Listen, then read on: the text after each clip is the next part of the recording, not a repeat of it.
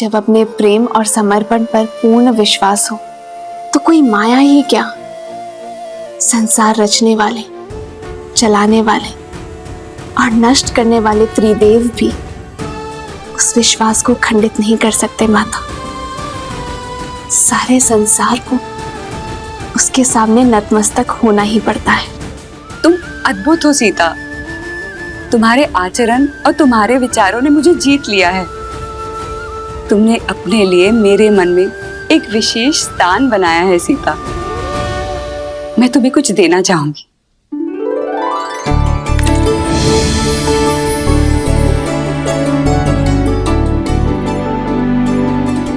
ये दिव्य आभूषण लो सीता।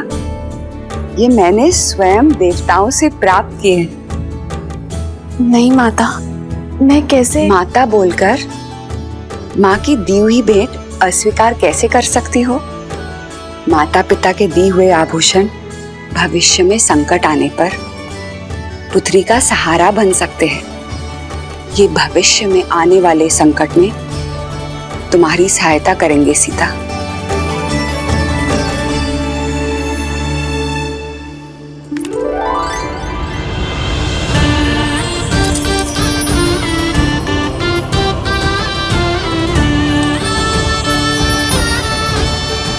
साक्षात देवी लक्ष्मी का अवतार लग रही हो।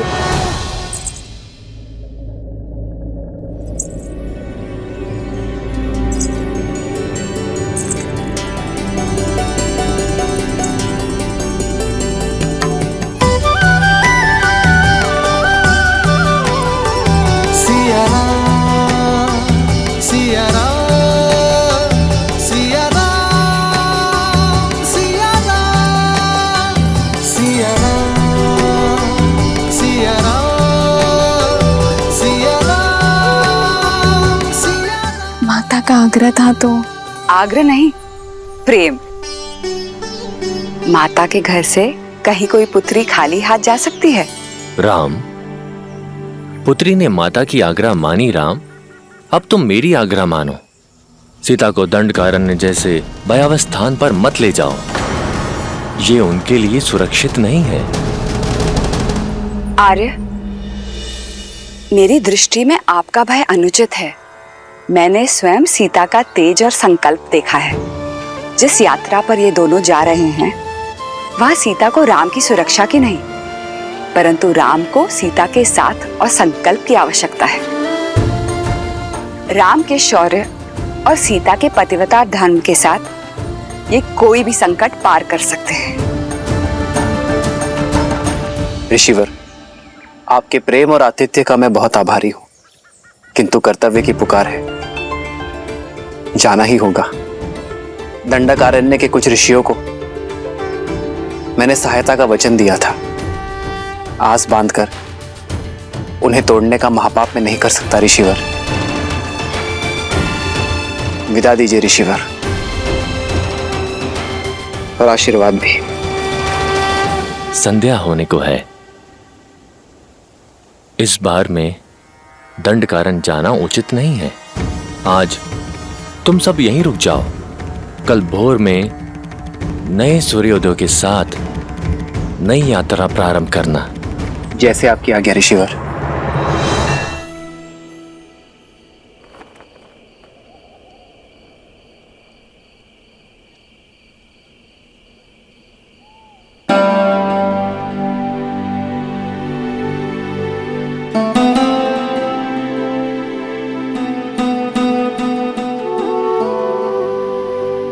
आज मेरी सीता कहीं खो गई थी। आपके सामने ही तो।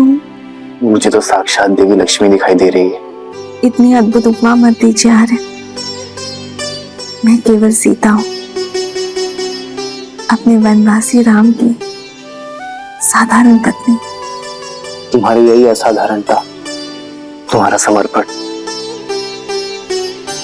तुम्हें असाधारण से परे बनाते हैं सीता। पवित्रता और सौंदर्य का संगम हो तुम। सच में तुम्हें पाना मेरा सौभाग्य है सीता।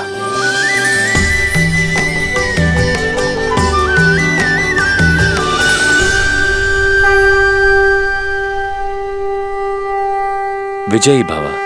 आयुष्मान भव। राम, एक माता की ये सीख स्मरण रखना, लक्ष्य जितना बड़ा हो मार्ग उतना ही कठिन होता है। अपरिचित संकटों से घिरा है वो स्थान। तुम तीनों की सतर्कता और साथ यही कवच है। एक पल के लिए भी कोई असावधानी मत करना। अवश्य माता।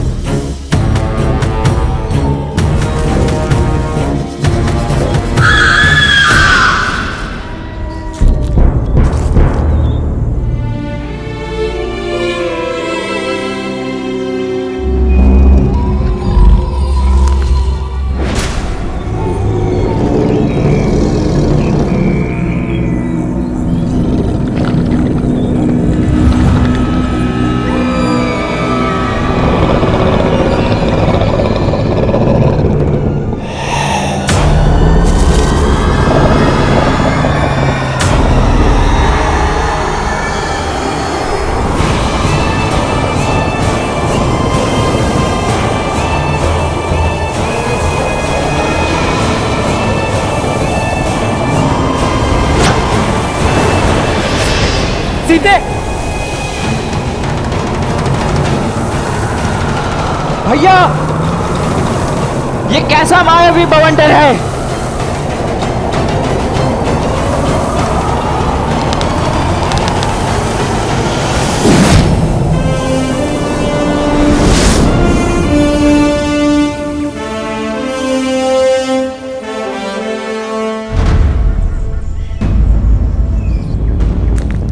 भैया, वो देखिए,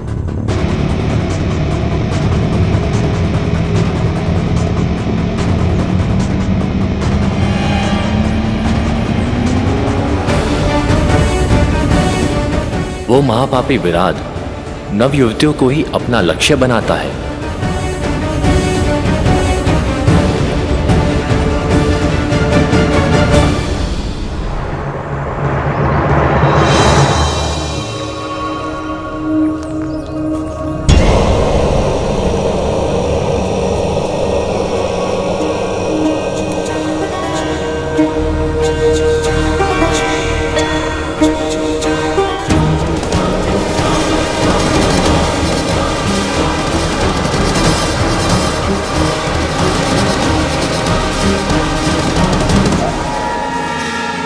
घर की सेना के अंग विराट के आतंक से संपूर्ण दंडकारण्य दूषित है।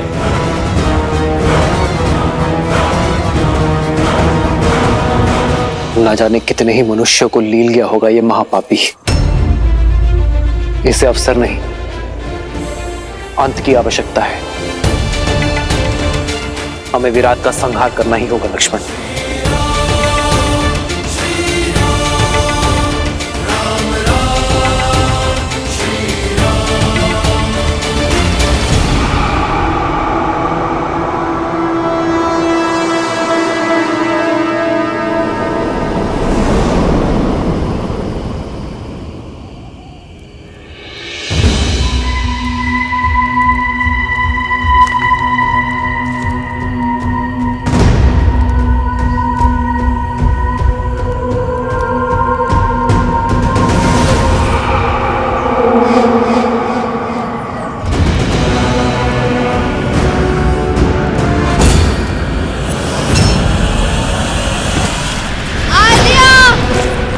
सीते, श्री राम, भैया लक्ष्मण रक्षा कीजिए।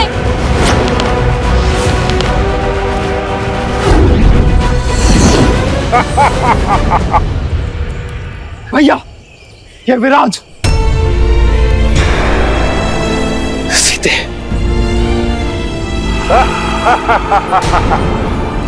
आद्या, भैया लक्ष्मण रक्षा कीजिए।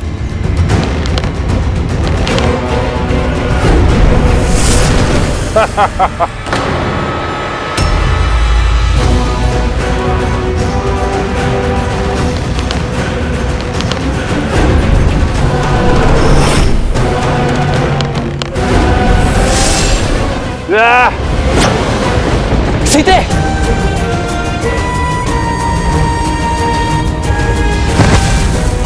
सीते, उठो सीते।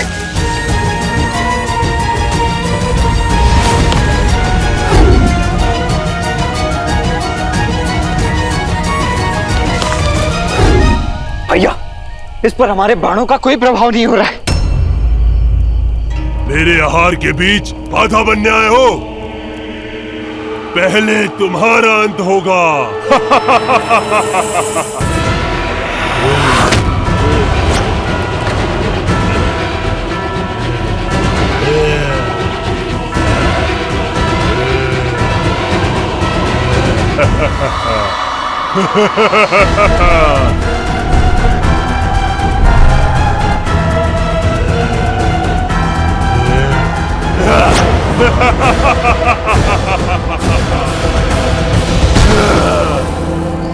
बड़ा दुखदाई और कष्ट भरा अंत होगा तुम्हारा।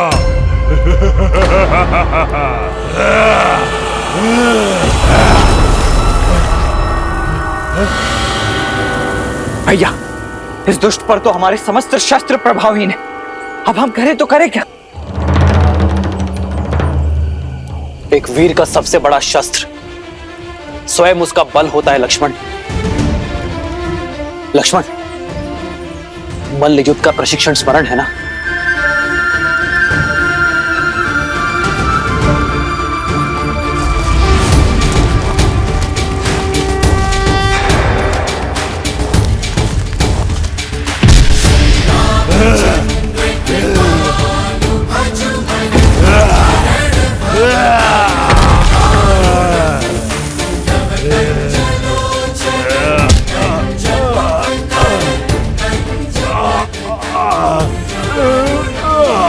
मैं ऐसे नहीं मरूंगा। मुझे श्राप मिला है। मेरा मोक्ष ऐसे नहीं होगा। कोई लाभ नहीं है ये सब करने से।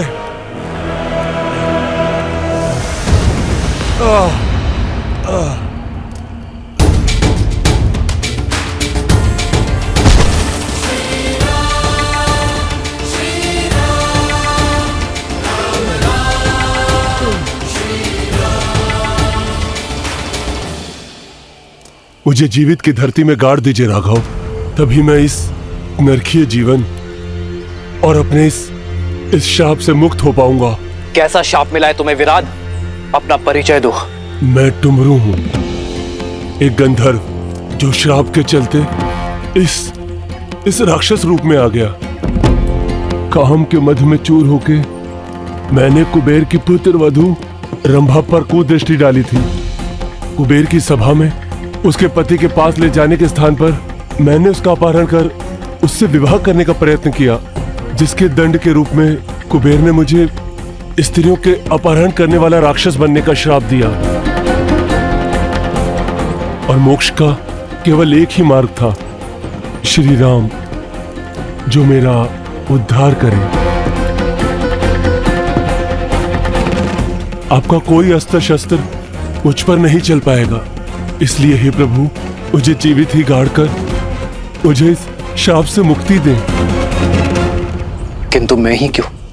क्योंकि मेरे श्राप और इस पीड़ा का अंत केवल वही कर सकता है जिसने जीवन भर स्त्रियों का सम्मान किया हो, जिसने कभी किसी पर स्त्री पर कुदृष्टि न डाली हो। मैंने मोक्ष की इच्छा से न जाने कितने ऋषि मुनि और देवों के दरवाजे खटखटाए, किंतु सभी के मन में किसी न किसी पराई स्त्री के लिए काम अवश्य जागा था प्रभु। राघव, इस संसार में केवल आप हैं जो पवित्र हैं, इसलिए हे राम मेरी सहायता कीजिए, मुझे श्राप से मुक्ति दिलाइए। तुम गुरु, तुम्हारा जीवन समस्त संसार के लिए एक सीख है। स्त्रियों के सम्मान, उनके आदर का पाठ पढ़ाने वाला अध्याय है। मुझे तुम पर दया आती है तुम गुरु, और मैं तुम्हारी पीड़ा को भी समझता हूं। इसलिए मैं तुम्हें तुम्हारी मुक्ति में सहायता अवश्य करूंगा।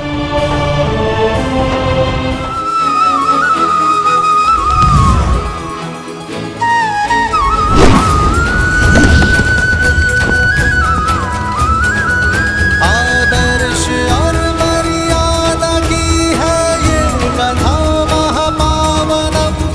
काटे मद श्री से मिलाने श्रीमद् रामायणम, श्रीमद् रामायणम, श्रीमद् रामायणम। अब धन्य है मर्यादा पुरुषोत्तम राम, आपने मुझे मुक्त कर दिया। मैं एक गंधर्व हूँ, संगीत ही मेरा जीवन है और मेरा धर्म भी। अब मेरा संगीत सदा आपके ही गुणगान गाएगा। अब आप दक्षिण दिशा में पंचवटी की ओर प्रस्थान कीजिए, अगस्त ऋषि के आश्रम की ओर। दंडक में राक्षसों का आतंक है और राक्षसों का राजा है महाबली लंकेश रावण। रावण के अधर्म और उसके अत्याचारों की कोई सीमा नहीं है। इस दंडकारण्य में न जाने कितने मानव भक्षक छोड़ रखे हैं उसने। और इस राक्षसी सेना का प्रमुख है खर, जो रावण की छाया बनकर अपने भाई दूषण के साथ मिलकर अपने इस आतंक से धर्म और मर्यादा का गला घोट रहा है। अधर्म और पाप के इस जाल से बचने के लिए, धर्म और पुण्य की स्थापना के लिए प्रभु आपको ऋषि सरभंगा के मार्गदर्शन की आवश्यकता है। वही आपको ऋषि अगस्त तक पहुंचाएंगे। केवल ऋषि अगस्त ही हैं जो राक्षस राज और उनके अंत के ज्ञाता है। शीघ्र जाइए राम, ऋषि सरभंगा के जीवन की डोर को आपके दर्शनों की आस ने ही थाम रखा है। फिर तो हमें इसी क्षण निकलना होगा।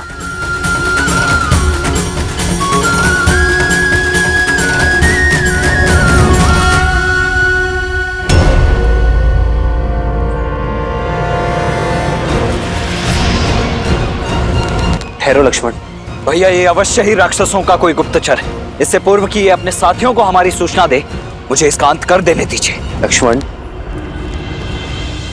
भागते हुए पर वार करना धर्म के विरुद्ध है लक्ष्मण। और फिर ये कैसे मान ली जाए कि वो गुप्तचर ही है? रघुकुल की मर्यादा और सम्मान उनके वंशजों के शौर्य में है लक्ष्मण, कुटिलता में नहीं। फिर तो हमें इसका पीछा करना चाहिए भैया। अब यही हमें खर तक ले जा सकता है। लक्ष्मण, हमारा उद्देश्य केवल खर का अंत नहीं, संपूर्ण राक्षस राज का अंत है। हमें ऋषि शरभंग के पास जाना चाहिए। उनका मार्गदर्शन हमारी प्रतीक्षा कर रहा है लक्ष्मण। जी भैया।